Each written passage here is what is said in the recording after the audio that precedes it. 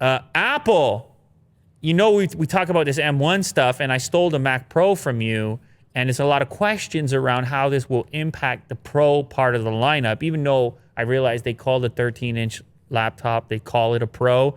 However, we all know, being pros ourselves. God, it's so dumb.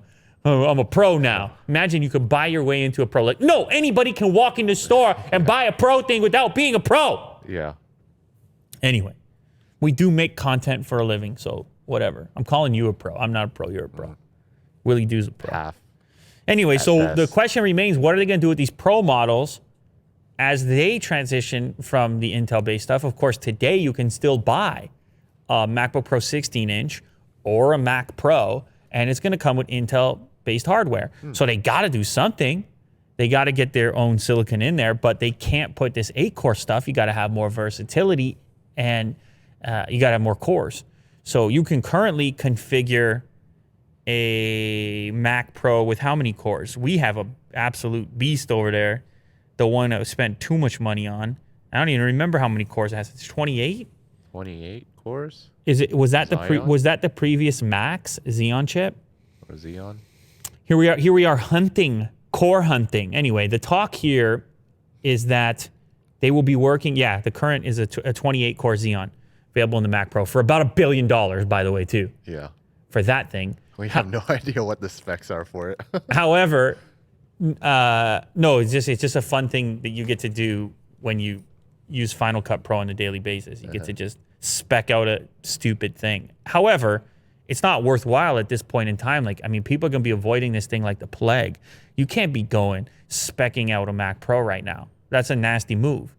Because all this new silicon stuff, I mean, you're better off getting one of those MacBooks in the meantime. Yeah. What was the performance incentive? Was it like double performance? For what?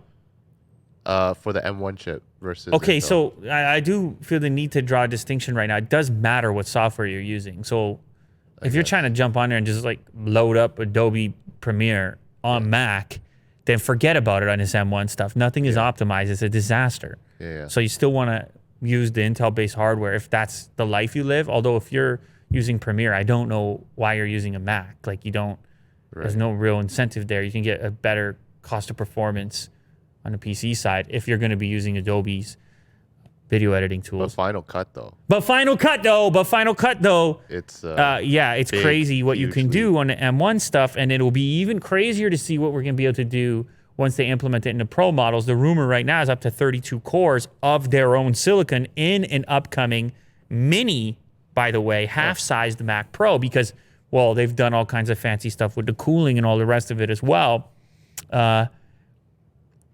That likely won't come according to these tipsters. I mean, again, it's in the future at some point. So none of this is for sure yet. But apparently that Mac Pro model is slated for 2022, but there could be faster desktops in the meantime in 2021, later 2021. And of course, we all fully expect to see something happen with the 16-inch model. Possibly getting a 16-core version of what's happening right now in the cheaper models. That could be an exciting machine as well for all the Final Cut users that are out there in the world. One thing that bugs me is that Apple doesn't make 2D equivalent software to Final Cut, like Photoshop equivalent. Of course, they have the Premiere equivalent. But Photoshop, you're still working with Adobe. You're still on their Creative Cloud system, and you're still waiting for them to bake in any kind of optimizations for this new hardware, which takes forever. So maybe one day, maybe Apple should buy Adobe. Does that make any sense? maybe. Probably not. I don't know that we would want that, because on the PC side, that would be over. Although originally, Logic, what did they buy? Was Logic an independent and they bought it? The audio software? Anyway, it doesn't matter.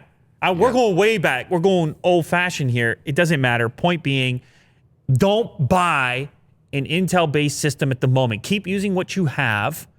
And if you want to get some of the M1 juice at the moment and see how it can impact your workflow, if you do use Final Cut, maybe just pick up a Mac Mini in the meantime. Yeah. $1,000 and wait for the Pro stuff. This stuff holds its resale value anyways.